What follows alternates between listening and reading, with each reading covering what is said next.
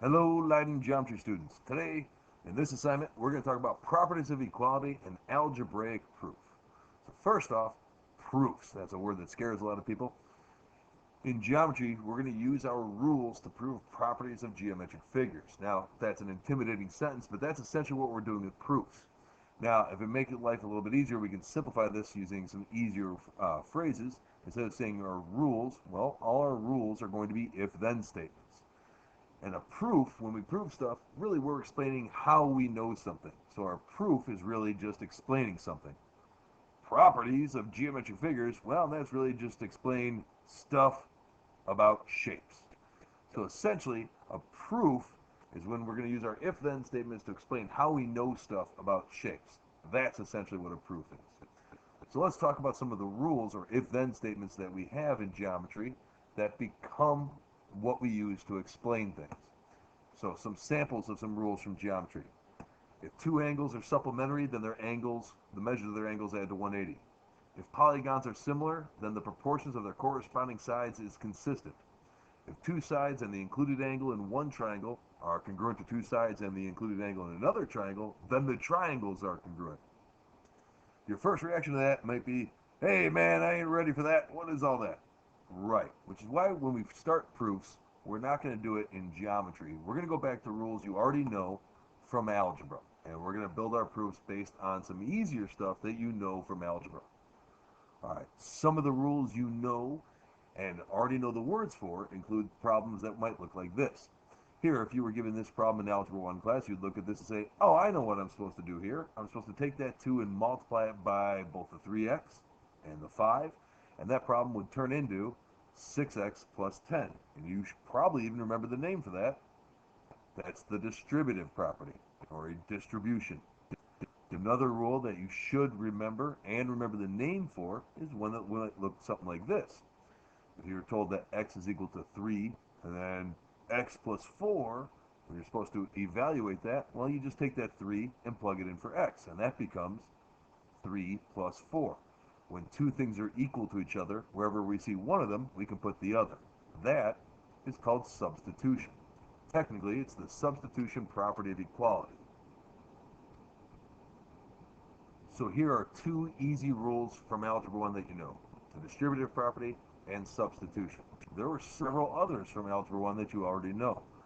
For example, when you saw a problem that looked like this, x minus 4 is equal to 12, you say, oh, I know how to solve that. I'm just going to add 4 to both sides, and this problem will become x is equal to 16.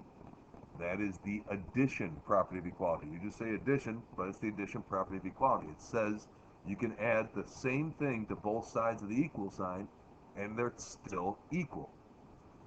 Other ones that were very similar to this, if you had a problem that said x plus 4 is equal to 12, you would subtract 4 from both sides, and in that case, you would get x is equal to 8, called the subtraction property of equality. Same thing for multiplication and division.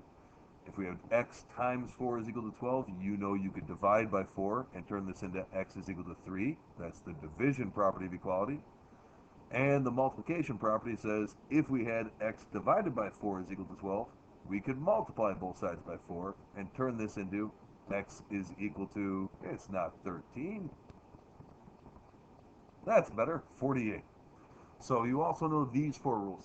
On top of distribution and substitution, you also know the addition, subtraction, multiplication, and division rules of equality, and that's when you multiply both sides of an equation, or add or subtract or divide something on both sides of an equation.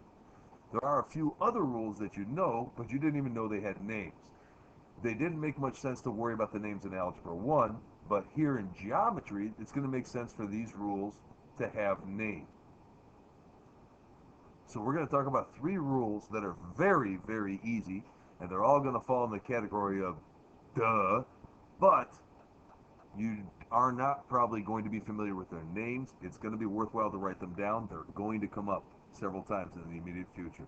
The first one is that everything is equal to itself. In other words, we write this as x equals x. And x could be anything. 7 equals 7, or 48 equals 48, or just variables. Y equals y. This has a name that we can say things are equal to itself. It's called the reflexive property of equality. Everything is equal to itself. Doesn't make much sense to use that in Algebra 1, but in geometry, when we switch to talking about congruence and shapes share a side, we're going to need to say that that side in one shape is the same as the side in the other shape. So things being equal to themselves and later congruent to themselves is going to be important. The next one that falls into the very easy category is if I have this, 4 is equal to x. Many of you guys, when you solved an algebra problem, would end up with something like this and immediately hate having x on the right side of your equation. So you would immediately take that and change it into x equals 4. Lots of people feel that way, and you know you're allowed to do that. Well, that has a name. It's called the symmetric property of equality. Finally, the last one is going to be called the transitive property, and that looks like this. If we know that x is equal to y and y is equal to 4, that means x is also going to have to be 4. If two things are equal and we know what one is, then we know the other one.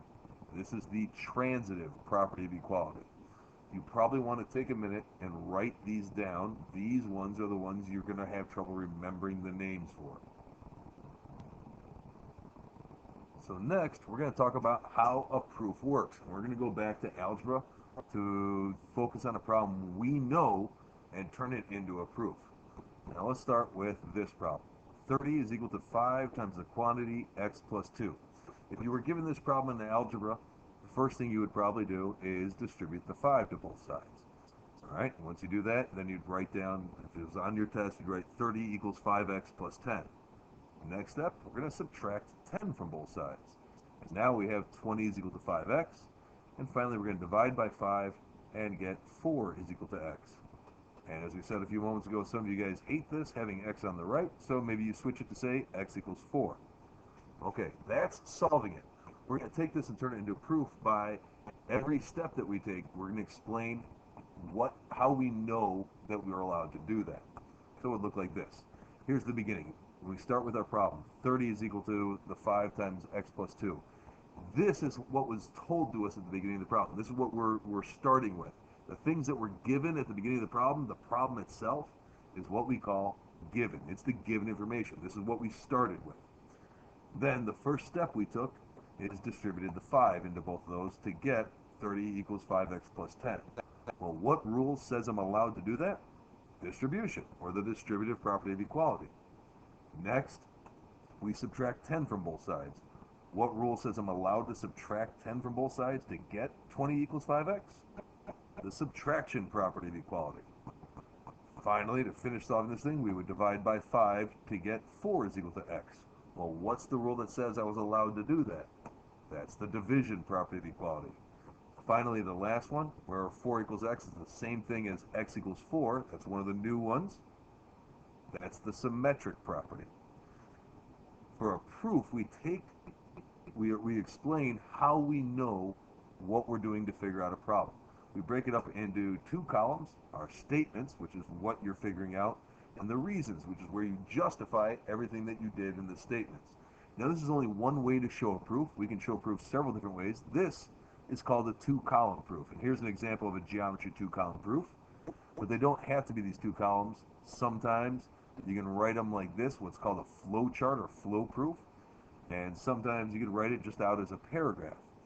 But since we're basing it on algebra, the easiest one to do in algebra is the 2-column proof. So that's why our proofs, for right now, are going to look like this. So this is how our algebraic proofs are going to start. We'll be told this is your given information, and then we're asked to prove something else. The given information is where we're told to start. What comes after prove is where we're supposed to finish. This is what we're supposed to get to. The proof is explaining how we get from the given to the proof part. That's what our proof is. We're trying to explain how do we get from that given, what it says is given, to what it says we're supposed to prove.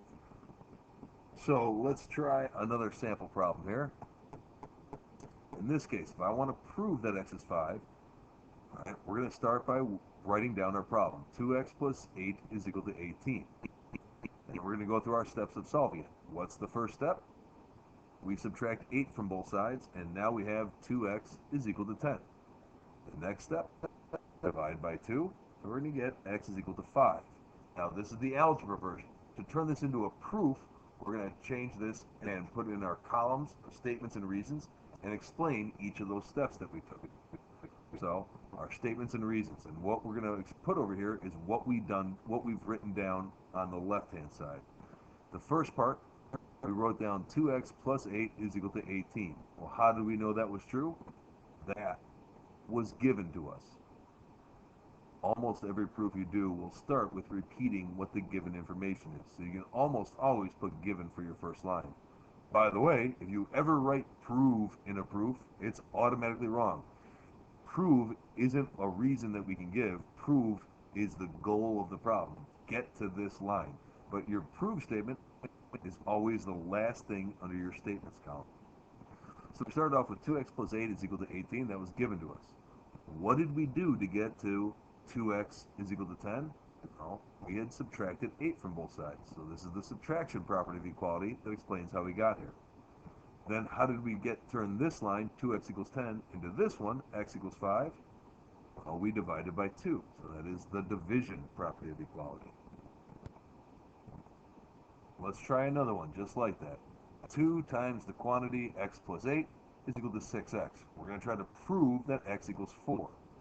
Okay, start off by doing the algebra. We start off by writing down our equation. 2 times x plus 8 is equal to 6x.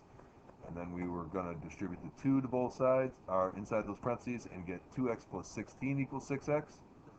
The next step is subtracting 2x from both sides.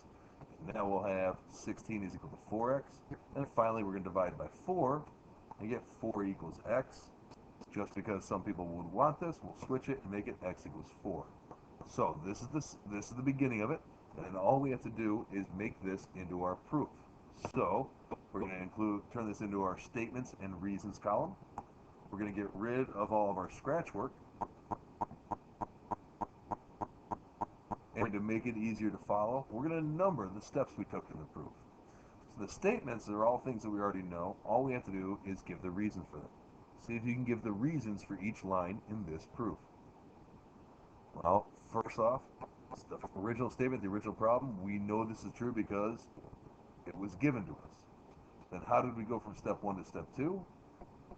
That was distribution. How did we go from step 2 to step 3? That was subtraction. We had subtracted the 2x from both sides, the subtraction property of equality. Then from step 3 to step 4, we divided both sides by 4. And the last step, we simply flipped 4 equals x to x is equal to 4. And that's the symmetric property of equality. Okay, trying a slightly harder one. In this case, there's 2 pieces of given information. We know that x is equal to 5, because we're told that. And we're given this equation, 3x plus 2y is equal to 23. And we're asked to prove that y is 4. Now we know y is 4, we're being told that. We don't have to figure that out, we just have to explain how we get there. So, first thing we'd write down is the stuff that we know. We know that x is equal to 5, and 3x plus 2y is equal to 23. That's given to us at the beginning of the problem. Then if we wanted to solve for y, the next thing we'd have to do is take that 5 and plug it in for x. We're taking 5, putting it in place for x. If we do that, now our equation is going to say 3 times 5 plus 2y is equal to 23. Next, when we have 3 times 5, we're going to simplify it. That also is a step in a proof that can be listed as a reason, when we're simply going to add like terms or multiply things or evaluate an exponent. That is called simplify.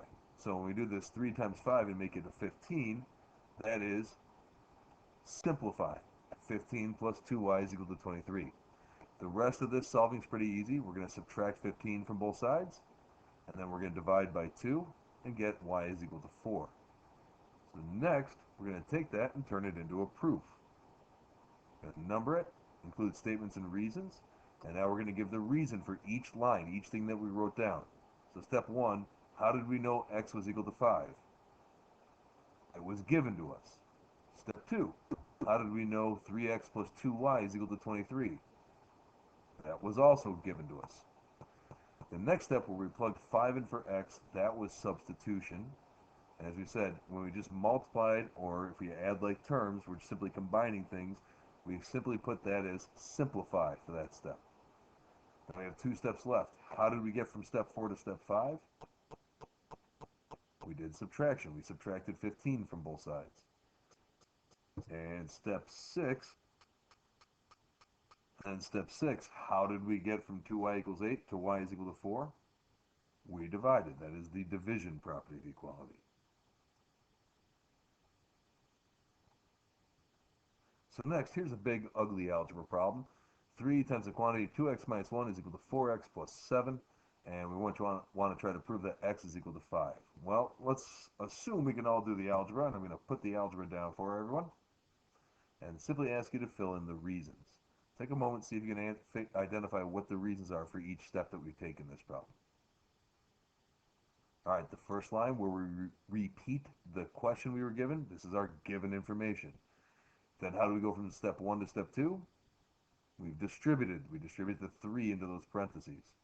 Next, and it's even shown here, we have to subtract 4x from both sides to get 2x. So what's our reason for getting to line 3?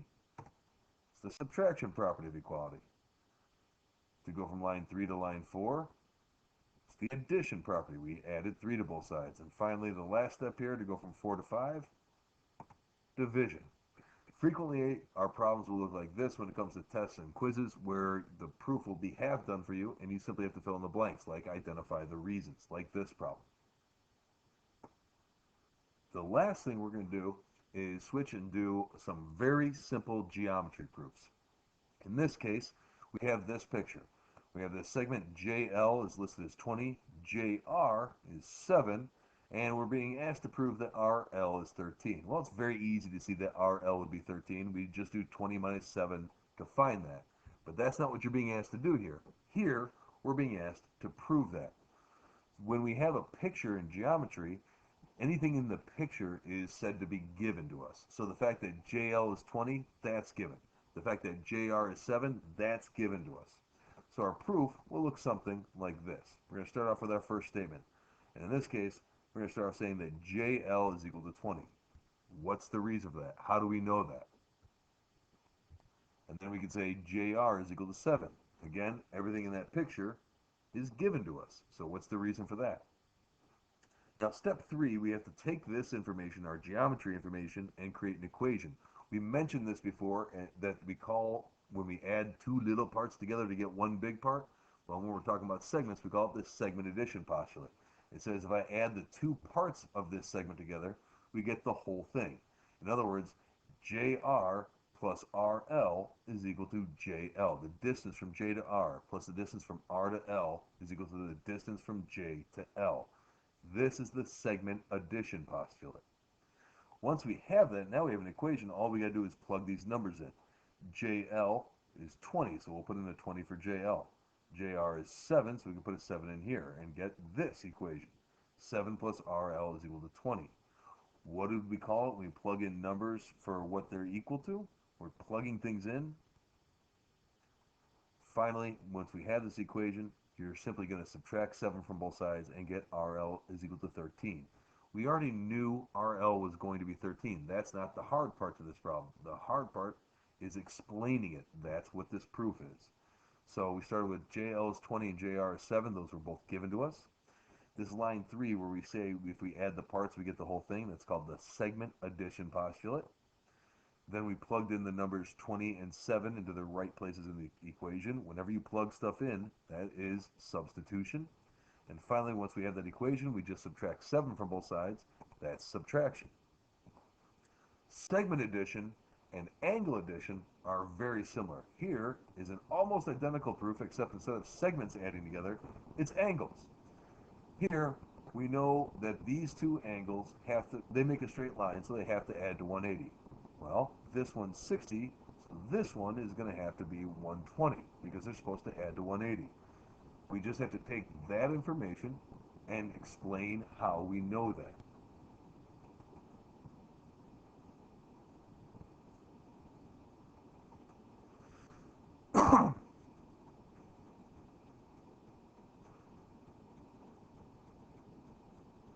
So in this case, we're simply going to say one of the angles is 60, the big angle is 180, and then We plug those into our angle addition postulate and solve for angle ABC. It'll be 120.